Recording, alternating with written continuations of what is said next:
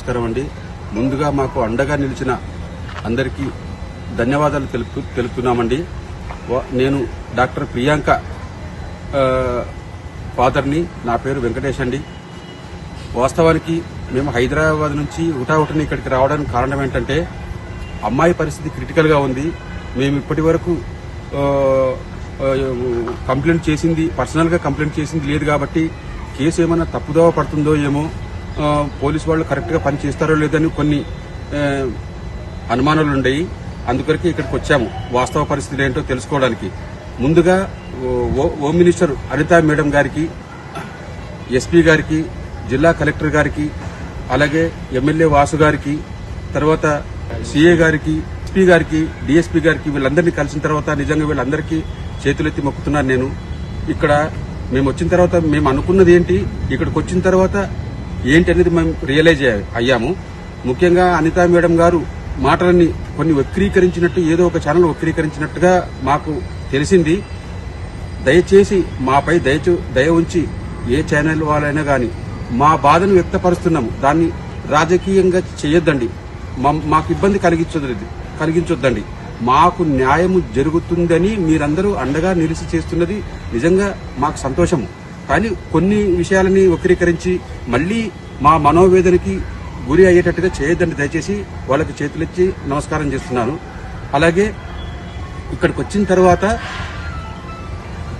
A point of వ్యూలో దర్యాప్తు జరుగుతుంది, వాస్తవంగా మా అమ్మాయి క్రిటికల్ పరిస్థితిలో ఉంది, ఆమెకు ఏదన్నా జరగరాంది జరిగితే, మరణం సంభవిస్తే ఎవరైతే యాక్సిడెంట్ చేశారో వాళ్ళకి శిక్ష పడుతుందా, లేకపోతే ఇంకేమైనా ఇన్ఫ్లుయెన్స్ ఉపయోగించి తప్పించుకుంటారా అని కొన్ని సందేహాలతో మేము ఇక్కడికి వచ్చాం.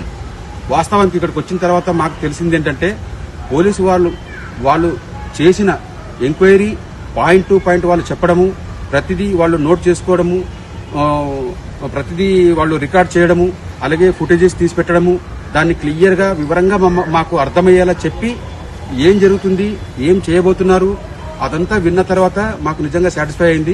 చాలా అద్భుతంగా వాళ్ళు ఎంక్వైరీ చేశారు. ఖచ్చితంగా అంతా కూడా తప్పించుకునే మార్గమే లేదు, అలా చేశారు.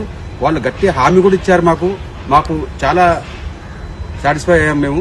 వాళ్ళు ఫర్దర్ గా కూడా మీకు అండగా ఉండి నిందితులు ఎక్కడ తప్పించుకోకుండా ఖచ్చితంగా శిక్ష పడే నిజంగా వాళ్ళు హామీ ఇచ్చారు. కాబట్టి మేము మా సందేహాలు ఇప్పుడు నివృత్తి అయినాయి. కాబట్టి చాలా సంతోషము. తర్వాత ఇప్పుడు మాకు ఫోన్ వచ్చింది హైదరాబాద్ నుంచి, అమ్మాయి కండిషన్ చాలా క్రిటికల్, మీరు ఇమ్మీడియట్ గా రావాలని చెప్పి ఫోన్ వచ్చింది. డాక్టర్లు ఫోన్ చేశారు, మేము బయలుదేరి వెళ్ళిపోతున్నాము.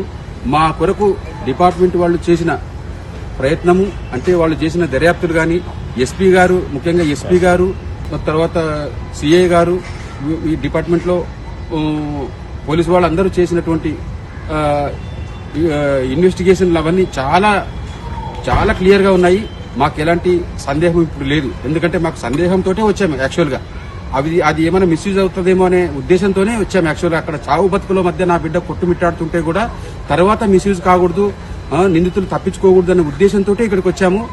అనుమానాలతోటి ఇక్కడికి వచ్చిన తర్వాత మాకు క్లియర్ గా మాకు అర్థమైంది. వాళ్ళు ప్రతిదీ మాకు ఎక్స్ప్లెయిన్ చేసి సెక్షన్లు ఎలా మారతాయి, వాళ్లకు శిక్ష పడడానికి వాళ్ళు ఏం చేస్తున్నారు అన్ని వివరించారు. నిజంగా చేతులెత్తి వాళ్ళకి నమస్కారం చేస్తున్నాను. మా కొరకు హృదయపూర్వకంగా నిజంగా వాళ్ళు కష్టపడి ప్రతిదీ కరెక్ట్ గా నోట్ చేశారు. మాకు చాలా సంతోషం.